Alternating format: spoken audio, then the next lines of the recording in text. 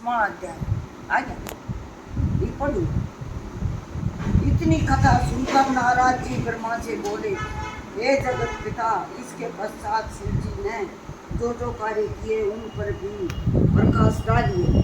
ब्रह्मा जी ने कहा, नारद, सती को श्री रामचंद्र जी का वृत्तांत सुन अत्यंत आनंद हुआ, परंतु उन्हें अपने कर्म का विचार कर बहुत चिंता।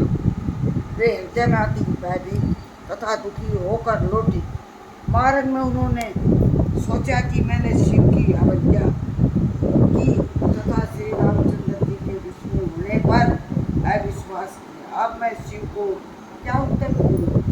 सती इस प्रकार सोचती हुई शिव के निकट पहुंची तथा उन्हें प्रणाम किया। शिव जी ने कुशल से पूछ हंसकर कहा, हे सती, तुमने श्री रामचंद्र की जिस प्रकार परीक्षा ली है सब हमको बताओ, हमें बताओ। सती ने यह सुनकर लज्जा से सिर नीचा कर दिया और कोई उत्तर नहीं दिया। तब शिव जी ने ध्यान धरकर तथा चरित्र सती में किया था उसे जाने। उन्होंने अपनी पहली बात तो विष्णु को अभिषेक के समय कही थी। स्मरण कर अत्यंत क्रोध किया।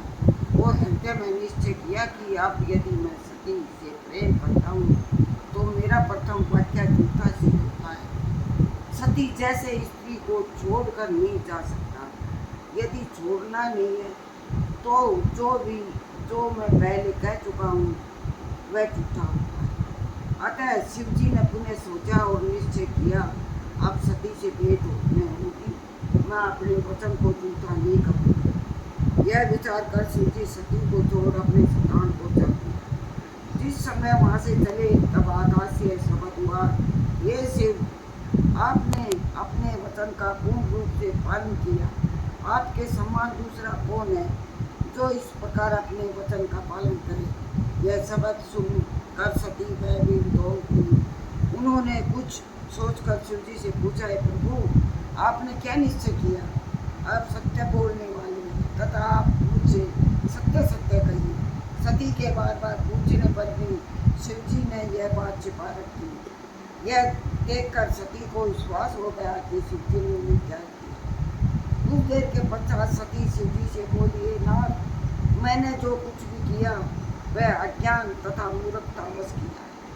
अब आप दूध और पानी अलग अलग करके देखें, क्योंकि पृथ्वी की यही रीति है।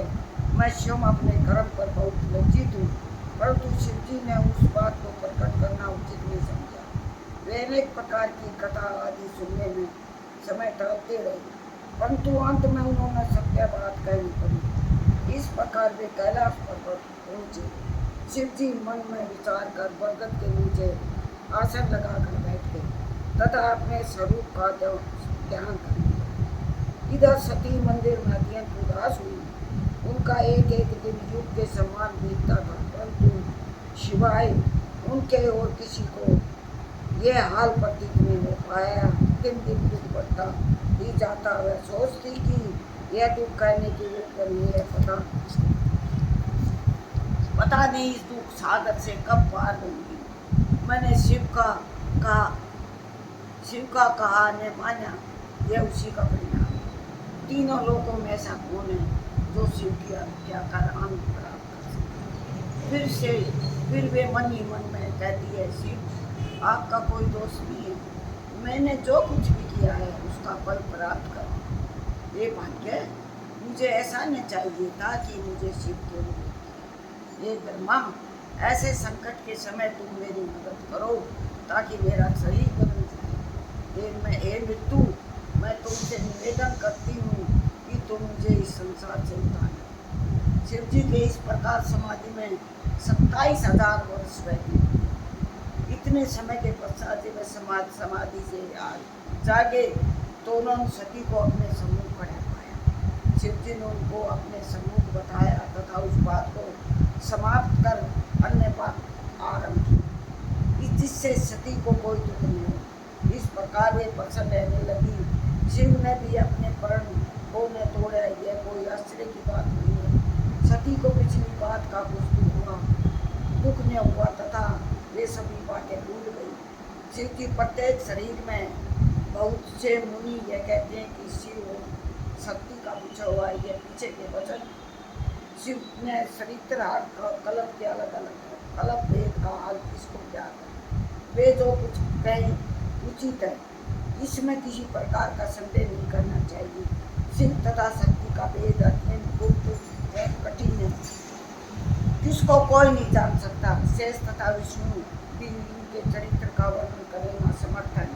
यह जानकर भक्तों को उचित है कि वे संदेह रहित होकर उनकी पूजा आराधना करें। महाराज, इस प्रकार जब कुछ समय व्यतीत हो गया, तब शिव ने अपना और चरित्र किया, जिसको देखकर सबकी बुद्धि भ्रमित हो गई। जय हो गई।